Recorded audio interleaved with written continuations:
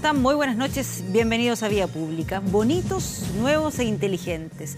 Esos fueron los calificativos que usó Donald Trump, no para elogiar un producto cualquiera, sino para referirse a misiles.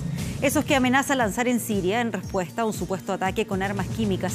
Lamentablemente no es un tema nuevo. Siria, desde hace 7 años, se desangra en un conflicto con múltiples facetas, con escenarios y protagonistas a veces difíciles de identificar, con un gobierno cuestionado y combatientes que se confunden entre oposición a Bashar al-Assad y grupos que luchan por sus propios intereses como el Estado Islámico.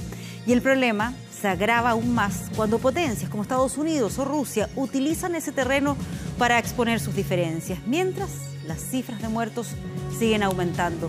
Interpretaciones de este conflicto hay varias y por eso hoy, que ha aumentado la tensión en ese sector del planeta, queremos abordar este tema acá en el debate de Vía Pública. Y tenemos también una pregunta en nuestra página de Facebook que queremos mostrarles para que ustedes también puedan participar y votar. Los resultados los vamos a estar revisando al final del programa. ¿Crees que las amenazas de Donald Trump respecto a Siria son una estrategia para ocultar sus problemas internos? ¿Sí o no? Están las alternativas ahí para que voten en la página de Facebook de 24horas.cl y al final vamos a estar revisando los resultados. Vamos con las informaciones que han estado marcando también esta jornada. El gobierno pidió a los directores de Carabineros y de la PDI renunciar a los honorarios que no tengan relación con sus funciones. Esto tras la denuncia de Informe Especial. La Armada y la FACH renunciaron voluntariamente a esos ingresos. El Papa Francisco hoy pidió perdón, reconoció que incurrió en graves errores sobre las víctimas de abusos sexuales en Chile, pero no tomó ninguna decisión respecto al obispo de Osorno.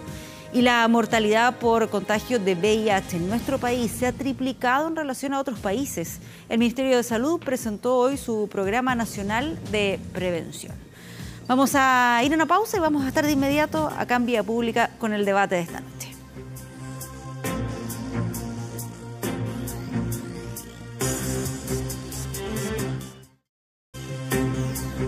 Misiles nuevos, bellos e inteligentes. Esos son los que supuestamente va a utilizar Donald Trump contra bases del régimen sirio. Es al menos lo que anunció a través de Twitter, una vez cumplidas las 48 horas que él mismo estableció para determinar su respuesta a este supuesto ataque químico del fin de semana. El mandatario le advirtió a Rusia, aliada de al-Assad, que se prepare.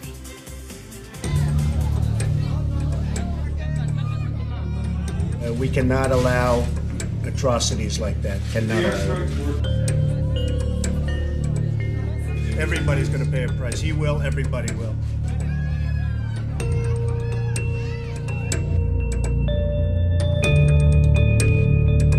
La advertencia final llegó por Twitter, el terreno que Donald Trump ha convertido en el estandarte de sus relaciones con el mundo. Así, el presidente de Estados Unidos comunicó a Rusia la decisión que tomará contra el régimen protegido por Moscú. Rusia dice que interceptará todos los misiles lanzados en Siria. Prepárense porque van a llegar lindos, nuevos e inteligentes. No deberían ser aliados de un animal asesino que mata con gas a su gente y lo disfruta. Misiles lindos, nuevos e inteligentes en represalia al presunto ataque químico que mató a unos 60 civiles en la ciudad de Duma. Estamos listos para brindar opciones militares si son apropiadas según lo determine el presidente. Para Trump no hay otro responsable que el régimen de Bashar al-Assad y sus aliados, Irán y Rusia, que niegan rotundamente haber usado gases tóxicos para agilizar su victoria total sobre la región de Guta Oriental. Culpan a los rescatistas de la defensa civil siria, más conocidos como cascos blancos, de un montaje. Actuando puramente como una organización terrorista, los odiosos cascos blancos montaron una vez más para las cámaras un supuesto ataque químico contra los civiles en Duma. Rusia vetó una investigación de Naciones Unidas sobre la agresión en el Consejo de Seguridad. La respuesta militar no solo sería inminente, sino también conjunta. Tenemos líneas rojas. El régimen y sus socios, incluida Rusia, deben rendir cuentas. Si nuestra alianza con nuestros socios lo requiere, estaremos presentes. Francia, Reino Unido y Arabia Saudita se unirían al segundo ataque que Trump lanza contra instalaciones del régimen de al-Assad. El primero fue hace un año, pero el de las próximas horas sería más amplio. El ejército sirio habría evacuado aeropuertos y bases militares, así como edificios del Ministerio de Defensa y del Estado Mayor en Damasco. La Agencia Europea de Seguridad Aérea pidió a las aerolíneas tomar precauciones ante el posible lanzamiento de misiles en las siguientes 72 horas. La situación en el mundo es cada vez más caótica. Sin embargo, esperamos que prevalezca el sentido común. Pero mientras Putin apela al sentido común, Estados Unidos moviliza sus destructores lanzamisiles hacia el Mediterráneo Oriental. Si la infraestructura rusa se daña y algún soldado ruso es muerto, desafortunadamente el contraataque será inevitable. El mundo contiene la respiración. Las bolsas de Wall Street y Europa cayeron ante la incertidumbre de estos movimientos que, según el enviado especial de la ONU en Siria, podrían derivar en una escalada de violencia incontrolable, marcando otro preocupante hito en los 7 años del conflicto más mortífero que haya visto el siglo XXI.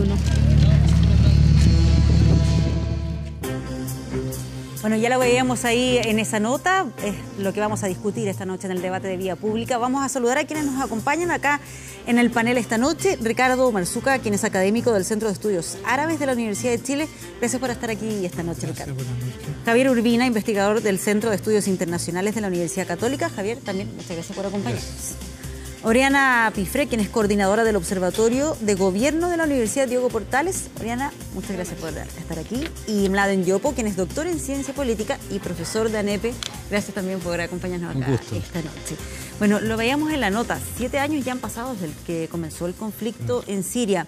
2011. Tratando de explicarlo de manera breve, ¿por qué se ha extendido por tanto tiempo este conflicto? Bueno, tengo la impresión porque de alguna forma es un conflicto que tiene muchas variables y en esa perspectiva no solamente está el tema interno de Siria propiamente tal, que fue como se inicia el conflicto a partir de lo que es una rebelión popular frente a temas de corrupción, frente a temas de autoritarismo, falta de libertad, un poco incentivado por la primavera árabe, sino también hay un problema geopolítico en la zona, geopolítico dado por la competencia de potencias regionales como mundiales que de alguna forma están metidas en el tema sirio, pero además por acciones de alguna forma bélicas que se dieron en un momento determinado, el caso de Irak fundamentalmente, donde se destruye un Estado y se permite, ¿no es cierto?, la erupción de ISIS por un lado.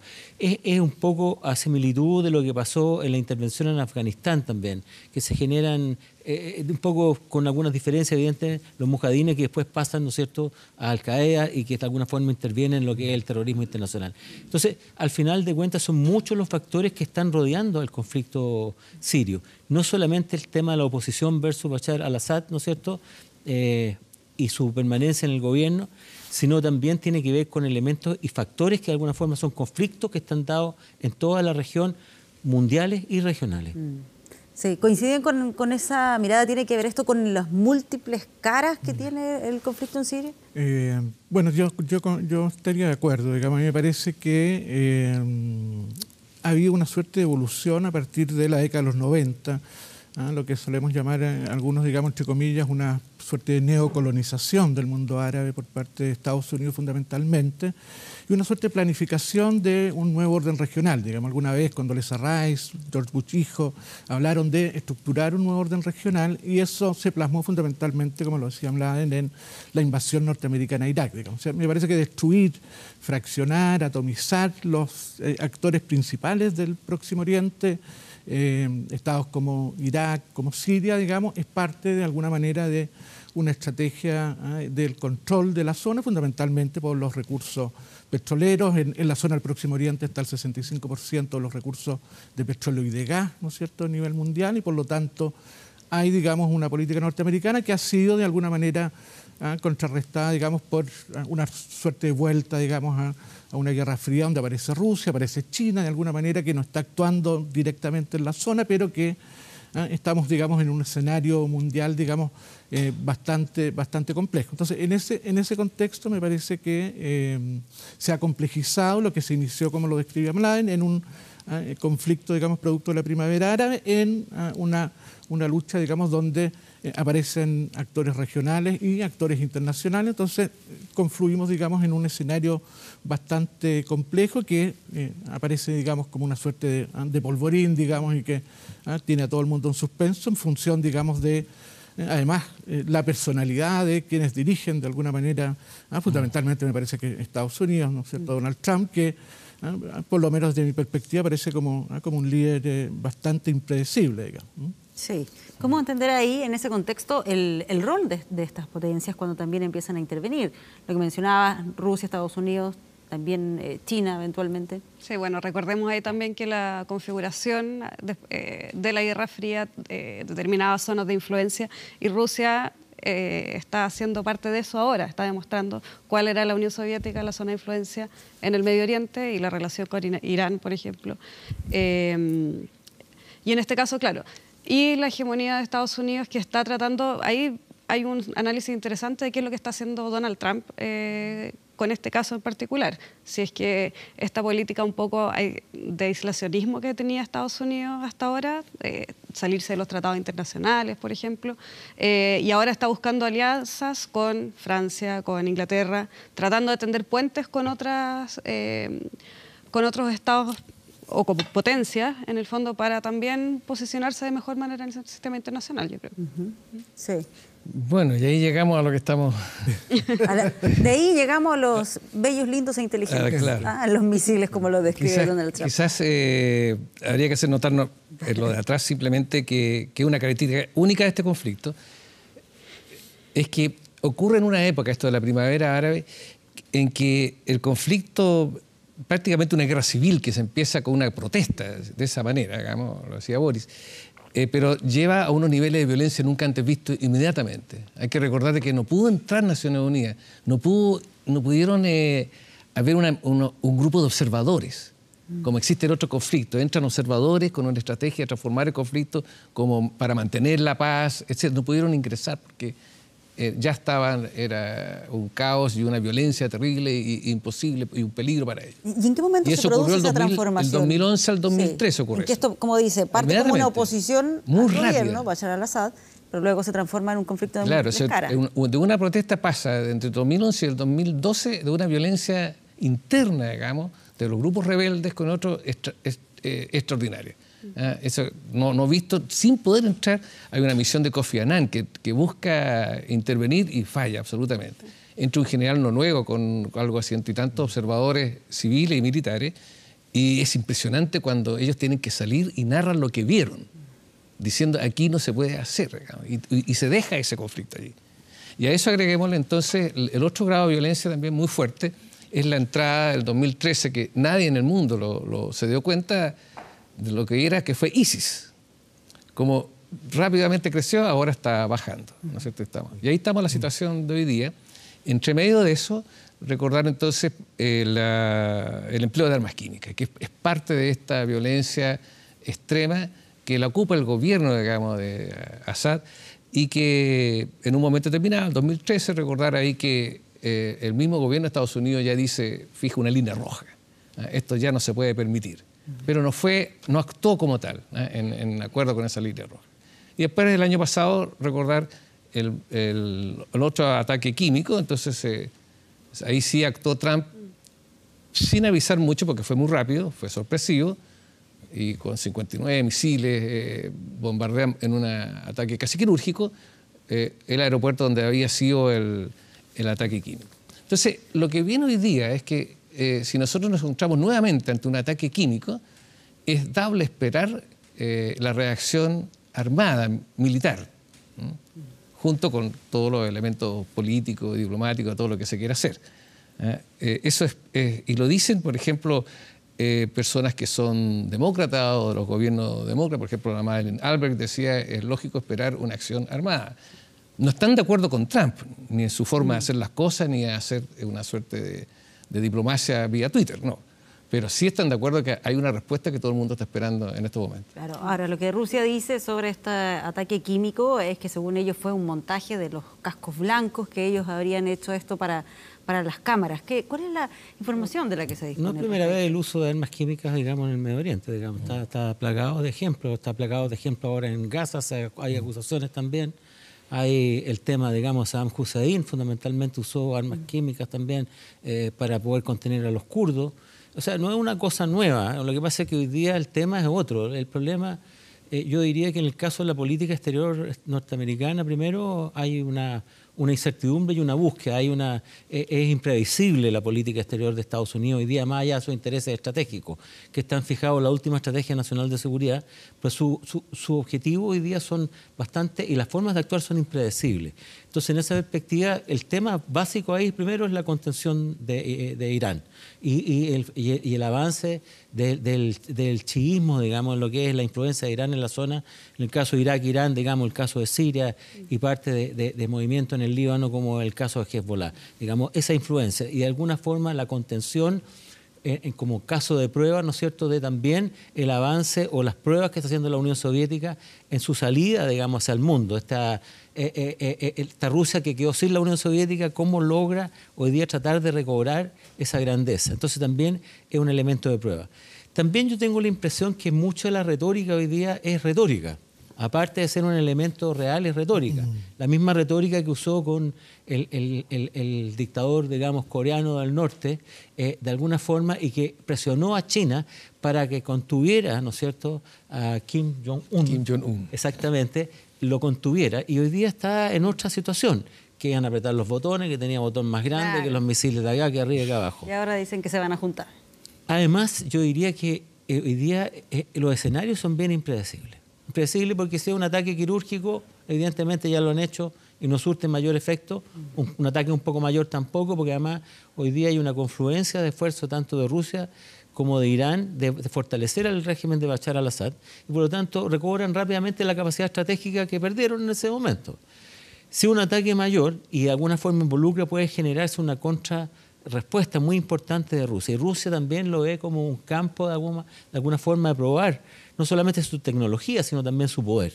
Entonces, en ese sentido, es un elemento que tiene dificultades. Está tratando de involucrar hoy día, como decía muy bien, a aliados, pero en el fondo, la Theresa May hoy día tenía el gabinete, estaban juntos en el gabinete, con Macron conversó, Arabia Saudita también, de alguna forma, tampoco tengo la impresión que quiera involucrarse demasiado en este momento.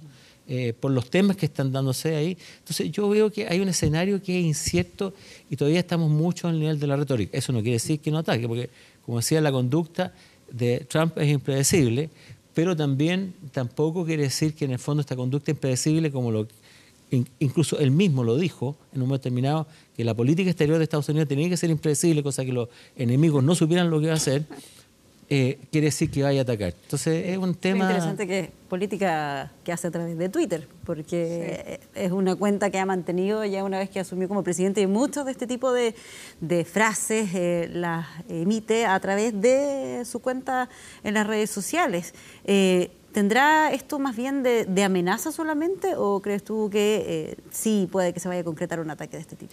Si pensamos también en qué es lo que ocurrió con Corea del Norte también empezó un ataque por Twitter y el tema es que además Donald Trump usa este vocabulario que es muy exaltado, exacerbado, que no corresponde a un presidente como lo podríamos esperar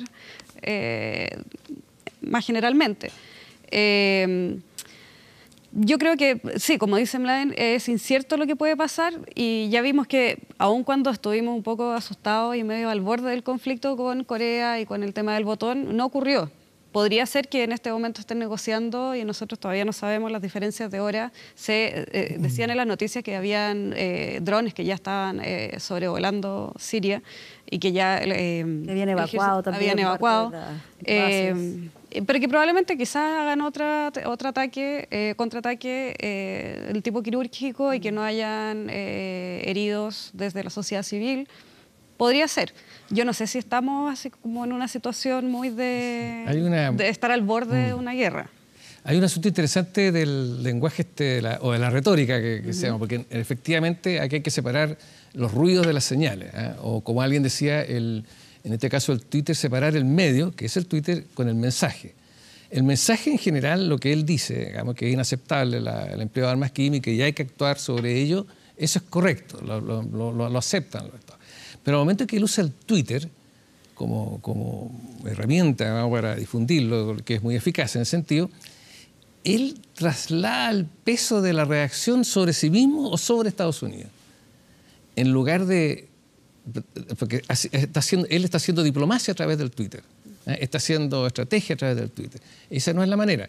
Y el defecto que tiene eso para él mismo es de que entonces él es el que tiene que resolver el problema. En lugar de que lo que quiere Estados Unidos es que el mundo libre sea el involucrado y no aceptar de que Siria emplea armas químicas y todo lo demás. Entonces esa es la inconveniencia del Twitter.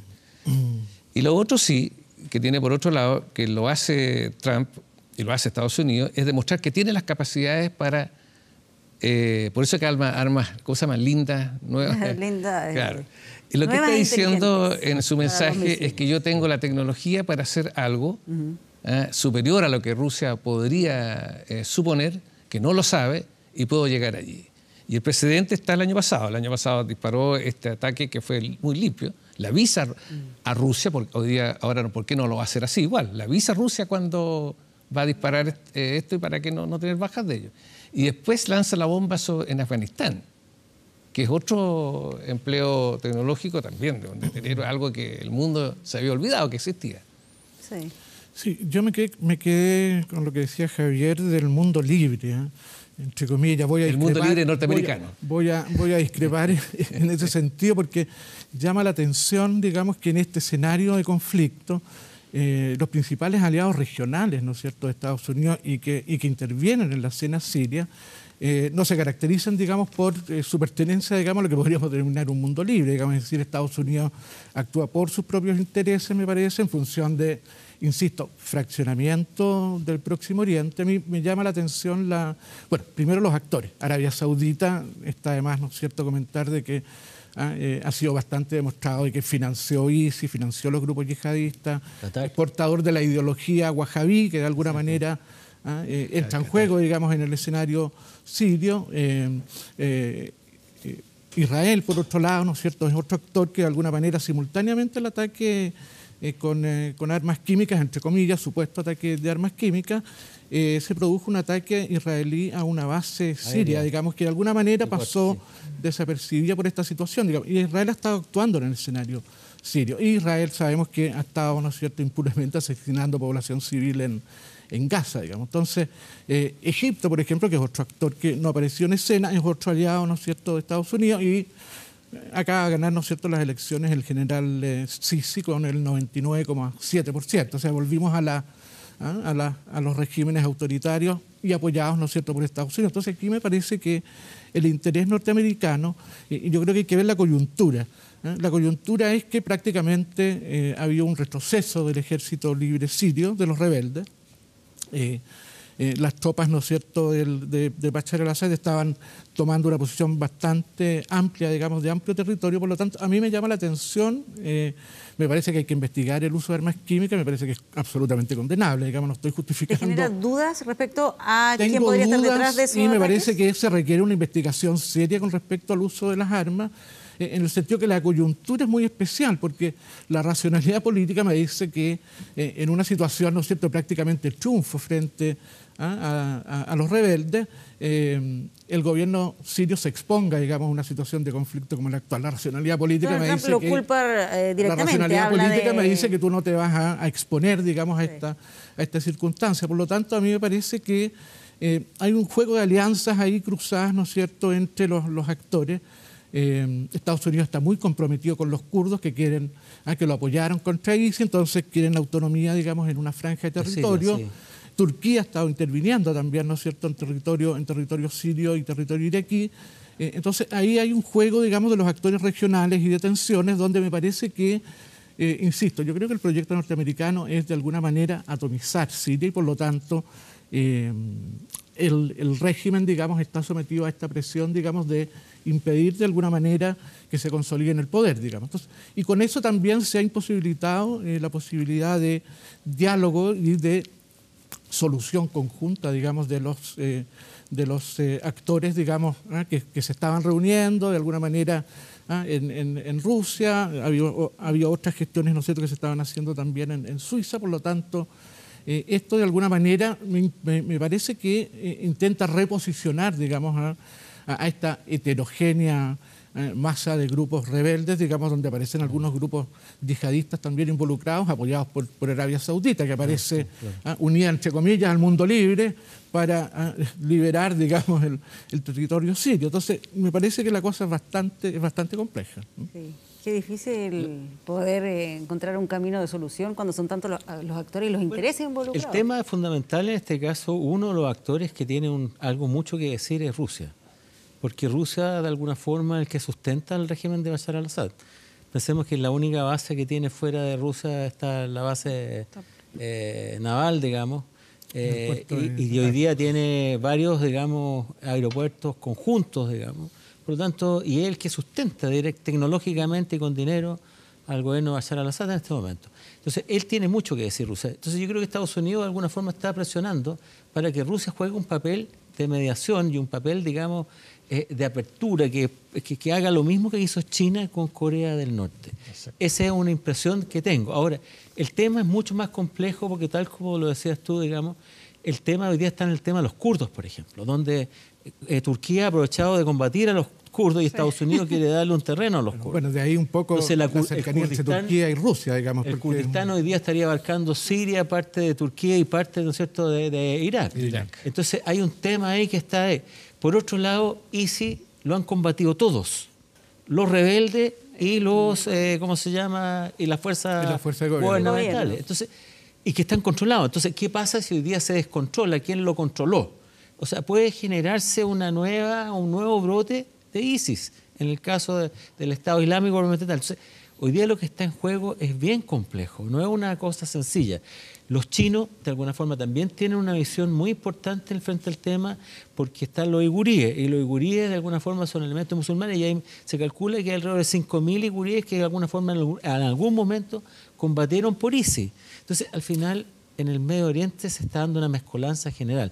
Está el tema palestino, que no es un tema menor, que hoy día Israel está interviniendo fundamentalmente en Siria, fundamentalmente para limitar, supuestamente los bombardeos fueron para limitar el paso de armas para Hezbollah, que es del Líbano, pero también armas que de alguna forma van, supuestamente, entre comillas, a Gaza y otras partes más. Entonces, al final es un tema complejo, que es difícil de resolver si no hay un acuerdo en general, primero entre las potencias, y segundo, un elemento que de alguna forma implique la diplomacia.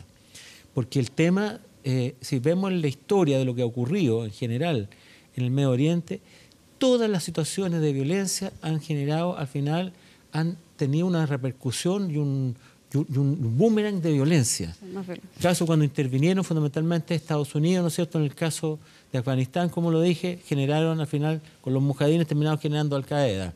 En el caso, digamos, de la intervención en Irak, terminaron generando ISIS. En el caso de Palestina, muchas veces, muchos de los movimientos que tomaron las armas y fueron considerados movimientos terroristas fueron a partir de matanzas como Deir Yassin y otra serie de matanzas. Es decir, la violencia ha generado más violencia en la zona. Entonces, sobre todo en un elemento geopolítico inestable. Entonces, si no hay hoy día políticas que de alguna forma sean multilaterales, no como la suscripción, ¿no es cierto?, hoy día de nombrar capital a Jerusalén, que creo que es un elemento que retrocede en lo que ha sido una constante de Naciones Unidas de buscar un elemento tripartito en Jerusalén, por ejemplo, que de alguna forma permitiría generar condiciones para una mejor, para lograr una paz en la región. Si no hay ese tipo de situaciones, digamos, es difícil avanzar. Creo que un ataque hoy día sería un ataque más bien simbólico, que no tendría mayores repercusiones, concretos. Van a haber costos colaterales que generalmente son costos civiles, algunos costos militares, pero generalmente son costos civiles. Los militares de alguna forma logran protegerse adecuadamente y por lo tanto más de eso no va a lograr hacer. Y una intervención más global en la zona es como contradictorio. Si incluso el propio presidente Trump dijo ahora en marzo que quería retirar a los soldados que tenía, digamos. Entonces es una situación que hay como un probar. Está probando, digamos, decisiones. Es que claro, es que ahí hay un elemento muy interesante, es que ¿cuál sería el propósito de la acción militar? Digo yo, bombardear, responder de esa manera. El único propósito, tiene su propósito político, digamos, naturalmente, es finalmente abrir un espacio político para esa conversación. Hoy día, tal como está la cosa, no está el espacio político. Hace 2 meses atrás sí estaba. Se estaba abriendo. Había una posibilidad, pero con esto hoy día plenamente es imposible establecer espacios políticos cuando están las fuerzas enfrentadas. Entonces, Estados Unidos, si hace algún tipo de ataque ahora, lo hace, y tiene que ser de tal precisión que no origine una secuela de violencia mayor. Tiene que ser limitado. Es tan difícil esto, por lo que decía antes Boris, porque... Mladen. O sea, Mladen. Mi hermano Boris. Tu hermano Boris, sí. Se parece. Sí, vale. Entonces, lo que ocurre es que el ataque, por ejemplo, claro, si es poco, es corto, va a ser como lo del año pasado y se estima que ahora debiera ser mayor. Lo dicen todos los analistas en estos momentos, en el Pentágono, tiene que ser más allá de los 59 misiles que hubo la vez pasada, tiene que ser algo mayor. Si es algo mayor y destruye, entonces vamos a destruir donde están las armas químicas, supongamos que lo saben por inteligencia, eso sería terrible porque estas armas químicas están en las ciudades. Entonces podrían ocasionar un drama humano peor, digamos. Ahora, si entonces un objetivo eminentemente militar, bueno, y están los rusos, que no se desea atacar a los rusos tampoco. Entonces, esa es la dificultad del ataque. Y recordar siempre el propósito político. Abierto el espacio político, claro, ahí se pueden juntar para hablar de esto. No solamente Turquía, Irán y Siria, Rusia, digamos, que son los que se han juntado en estos momentos, y con conversaciones en Ginebra y todo lo demás, sino que debiera ahí agregarse finalmente Estados Unidos, que se ha arrestado por otras razones también geopolíticas. Entonces, allí recién se podrá acordar algún tipo de contener la violencia, no solucionar el conflicto, sino que simplemente contener la violencia, es decir, mantener la paz, digamos. Sí, que nos quedan solo algunos minutos, sí. Pero Oriana, claro, contener el conflicto o contener la violencia. La violencia, pero para ¿cómo poder avanzar hablar políticamente. O sea, yo creo que en el fondo estas amenazas de acciones deberían tender a tener respuestas diplomáticas. Y en el fondo esta presión de que se puede atacar, se está vigilando la zona, es básicamente para empujar una conversación entre las partes. O sea, es interesante, a mí me parece bastante interesante el rol de Turquía ahora, cómo se está aliando a Rusia y a Irán. Eso va a ser bastante importante ahora, porque la ubicación que tiene es fundamental. Pero yo creo que, lo que va a hacer la Theresa May, por ejemplo, que a Cameron no le resultó tener el apoyo del Parlamento para ir a atacar Siria, yo creo que ahora tampoco lo tendría. Por lo tanto, van a tener los líderes, Macron, May y Trump, van a tener que empujar algún tipo de estrategia diplomática para poder avanzar. Y ahí Putin debería estar dispuesto a ceder. Sí. Pero el conflicto es difícil y la diversidad de actores que hay al interior de Siria. El problema, el drama humanitario que también ha generado a lo largo de todos el estos desplazamiento, años, la cantidad de refugiados, y que eso lo interesante también es cuál es la respuesta política a ese desplazamiento de gente, a la migración. Se habla, 10 millones de desplazados y más de 500.000 muertos. Y lo que ocurre con la migración es que llegan a lugares donde tienen que asentarse y ahí los líderes populistas tienen un espacio para poder decir que esta gente no tiene que entrar, que hay que poner límites a la migración, etc. Entonces, no solamente es la guerra en Siria, sino que tiene muchas más aristas fuera del territorio. Hay una pregunta, ¿qué pasa si le da mal con un ataque a Estados Unidos? ¿Qué pasa, por ejemplo, con las defensas que tiene hoy día Siria? Fundamentalmente defensas rusas de primera tecnología, son capaces de derribar la mayoría, por ejemplo, de los misiles que están usando. De los bellos que ya lo hicieron e inteligentes. Ya lo hicieron con los misiles israelíes que tiraron, que ayer, de los 8, 5 los volaron, digamos. O sea, el tema, además está la discusión interna en Estados Unidos entre los halcones y las palomas. Bolton quiere, en el fondo, el asesor de seguridad quiere que invadan con todo. Claro. Hay otra gente que no quiere que se involucre. Entonces, es un tema que todavía está Todavía está madurando. Es muy impredecible, como decían ustedes. Impredecible. Sí. Bien, vamos a ver qué es lo que pasa finalmente, pero les quiero agradecer porque nos hayan acompañado acá para poder colocar más en contexto esta situación, lo que está pasando con Siria. Gracias por acompañarnos. Un gusto. Muchas gracias. Gracias. Nos vamos a una pausa y ya regresamos con más Vía Pública.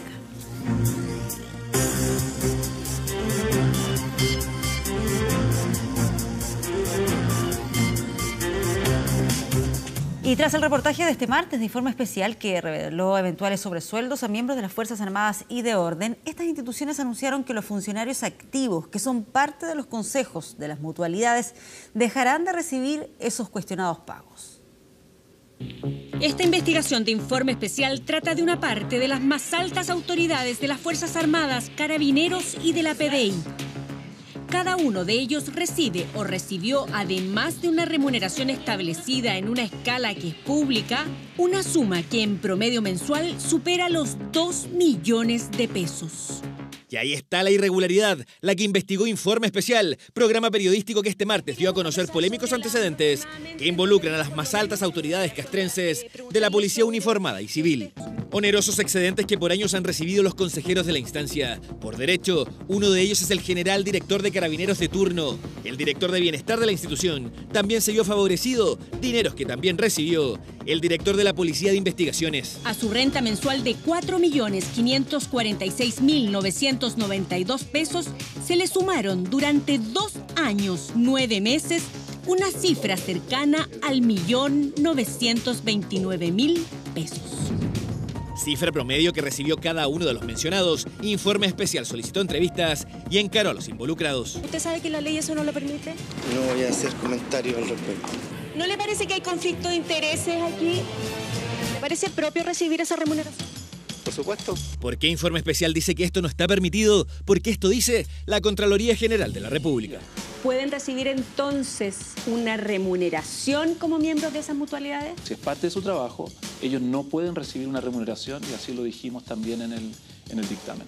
En este mes de gobierno, desde el Ministerio del Interior, se les pidió tanto al general director de Carabineros como al director general de la Policía de Investigaciones que renunciaran a todo honorario que no dijera relación con su función propia. El líder de la PDI hoy participó de una sesión en el Congreso Nacional. Yo cuando tomé conocimiento del dictamen de enero, de propia iniciativa, decidí suspender mi participación en la mutualidad y también suspender mi honorario. Yo este año no recibí honorario, el año 2018. Reconozco que lo recibí y también reconozco que he decidido no recibirlos más. Esa es mi respuesta. Yo como director tengo que ser transparente y la ciudadanía me tiene que creer. Y eso les pido, que me crean. El director de la Policía de Investigaciones logró percibir estos dineros. Se debieran restituir. ¿Qué hacer con los pagos anteriores? Lo que determine la Contraloría. Los dictámenes de la Contraloría aquí se cumplen. En este gobierno se cumplen y se cumplen por todos. El tema ya había sido analizado por el actual ministro de Defensa y el Contralor General y el mandato del titular de la cartera es tajante. Todos los funcionarios activos dejan de percibir cualquier dieta, directa o indirecta, que diga relación con mutualidades, porque la Contraloría ha resuelto que eso no corresponde y nosotros vamos a cumplir esa y toda otra instrucción de la Contraloría. Así la investigación periodística trajo inmediatas consecuencias y vía comunicado en esta jornada. Las instituciones involucradas respondieron. El Ejército anunció que los integrantes activos que se desempeñan como consejeros renunciarán a sus ingresos y remuneraciones que provienen de esas funciones, misma determinación que adoptó la Fuerza Aérea de Chile y la Armada de nuestro país. Carabineros también envió un comunicado con el que confirmó que el actual general director Hermes Soto se mantendrá como integrante de la mutualidad, pero que no recibirá pagos por conceptos de utilidades. Las reacciones también surgieron en el Congreso y atención, porque hay parlamentarios que no descartan otras irregularidades. Existen varios antecedentes que nos permiten por lo menos analizar la posibilidad de pedir una comisión investigadora, pero una comisión investigadora distinta a las que se han hecho anteriormente, porque hay también alrededor de 7 otras corporaciones privadas también relacionadas con Carabineros, con la Fuerza Armada, que también reciben dineros de la institución y lo dirigen personal en servicio activo e incluso las cónyuges de los generales directores o comandantes en jefe. Bueno, esto es una frescura, si no tiene otra palabra. Y esto fue muy claro el Contralor. Ellos dentro de su trabajo, parte de su función, es participar en el directorio de la mutualidad. Es parte de la pega. pero eso no significa que esa pega tiene que ser remunerada, y menos una corporación sin fines de lucro. Un tema que da que hablar y provoca indignación, porque la investigación reveló que el cuestionado ex general director de Carabineros, Bruno Villalobos, recibió por excedentes, desde que asumiera el cargo en 2015, casi 2 millones de pesos que se sumaban sin problemas a su remuneración, que superaba los 4.300.000 pesos. Otro llamativo caso es el del hermano del actual comandante en jefe del ejército, quien asumió como consejero cuando Martínez se convirtió en la máxima autoridad militar. Leonardo Martínez renunció a su cargo hace un mes.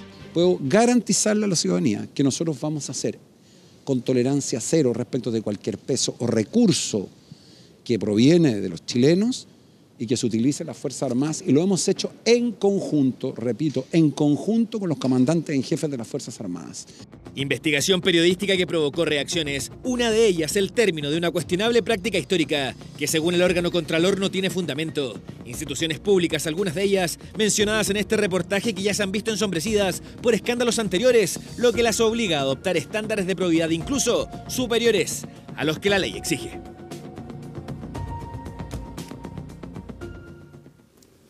Vamos a otro tema. El Papa Francisco pidió perdón y admitió haber cometido graves equivocaciones con las víctimas de Caradima y otros sacerdotes chilenos. El Papa dijo que al revisar el informe de los enviados del Vaticano al país sintió dolor y vergüenza. El día que me traigan una prueba contra el obispo Barros, ahí voy a hablar. La frase que marcó su visita agitada en aquellos calurosos días de enero por la resistida presencia en varias de sus actividades del cuestionado obispo de Osorno, Juan Barros. No hay una sola prueba en contra, todo es calumnia. Calumnia, dijo en enero antes de regresar al Vaticano, donde el pasado 8 de abril firmó una carta en tono opuesto. Reflexión leída este miércoles en la Asamblea de la Conferencia Episcopal, celebrada por obispos y arzobispos en Punta de Tralca. En lo que me toca, reconozco, y así quiero que lo transmitan fielmente, que he incurrido en graves equivocaciones de valoración y percepción de la situación, especialmente por falta de información veraz y equilibrada.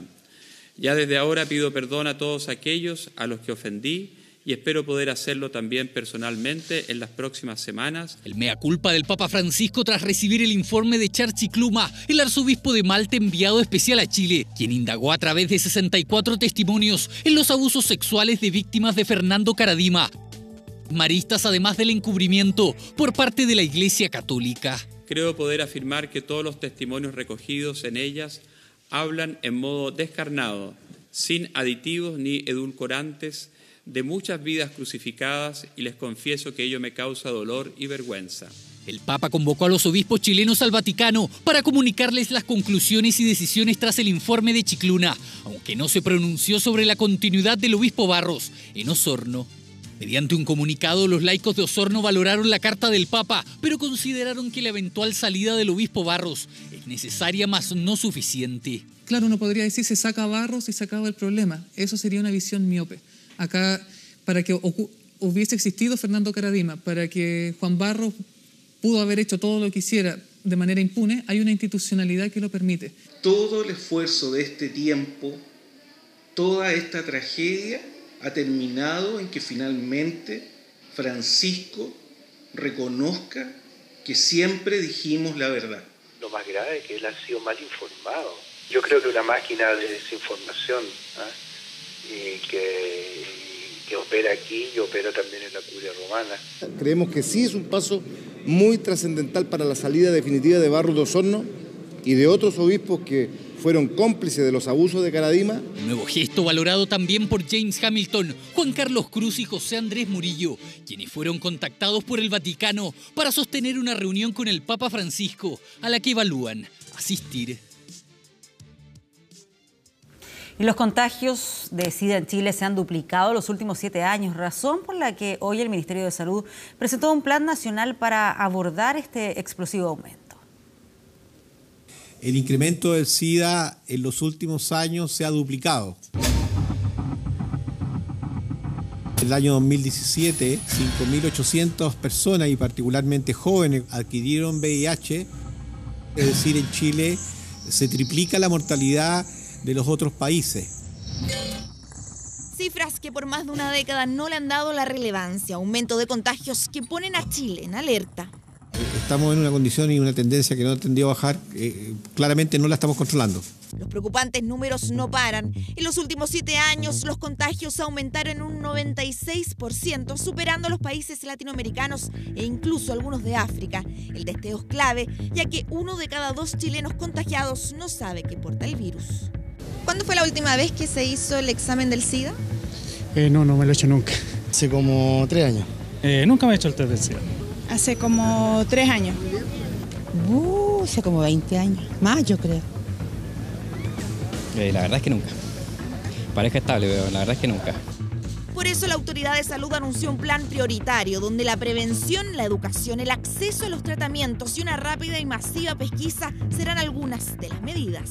El uso del condón cayó a cifras cercanas al 13%. El ISP informó que de los casos confirmados este año, un 30% corresponden a extranjeros. Por eso se busca ampliar el tratamiento a la población migrante. Pero yo quiero insistir que en ningún caso las confirmaciones de VIH en migrantes dan cuenta del aumento del número de casos en Chile. El problema del VIH en Chile no es un problema de los migrantes, es un problema del país. Los jóvenes le perdieron el miedo al VIH porque dejó de ser una enfermedad mortal.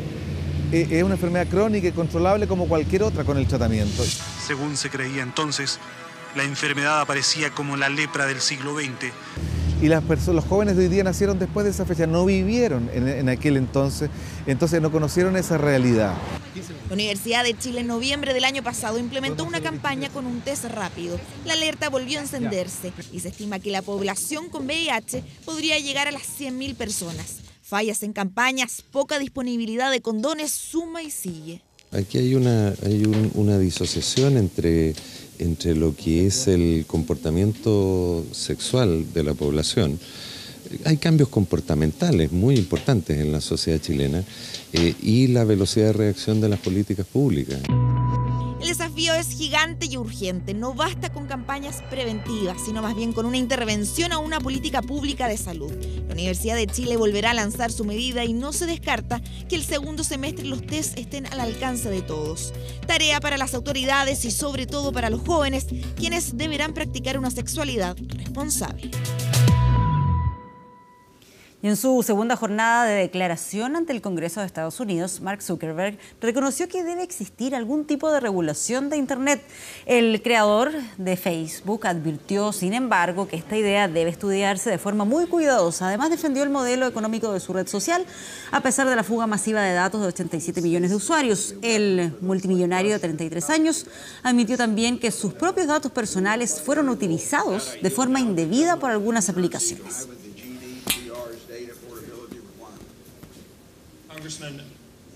Recordamos la pregunta que les estamos formulando en el día de hoy. Tiene que ver, obviamente, con el debate de esta noche acá en Vía Pública, en que estábamos conversando sobre el tema de Siria. ¿Crees que las amenazas de Donald Trump respecto a Siria son una estrategia para ocultar sus problemas internos, sí o no? Están ahí las alternativas para que voten y ya vamos a estar revisándolos en algún minutos más los resultados. Vamos a la pausa y ya volvemos con Vía Pública.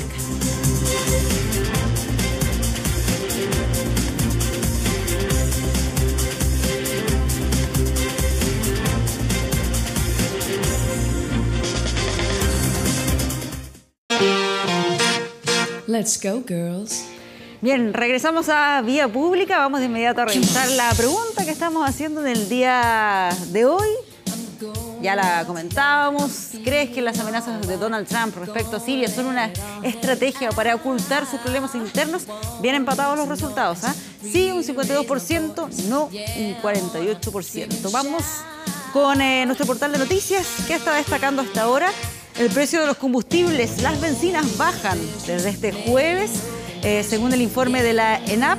Tras 2 semanas de alza consecutiva, bajan los precios. Está todo el detalle en 24horas.cl. ¿Qué pasa con la temperatura? A esta hora, 12,6 grados, el cielo nublado acá en Santiago. Y el pronóstico para mañana sube un poco la temperatura máxima, 26 grados, similar al día viernes, el cielo totalmente despejado. Y escuchamos de fondo a Shania Twain, quien un día como hoy, pero de 1999, hizo historia al convertirse en la única artista femenina que vendió 10 millones de copias de un solo disco. Esta artista de Estados Unidos alcanzó los primeros lugares en el mundo de la música con su disco Come On Over Y con esta canción, Men, I Feel Like a Woman, que ha inspirado tantas coreografías, despedimos este Vía Pública. Que descansen. Buenas noches.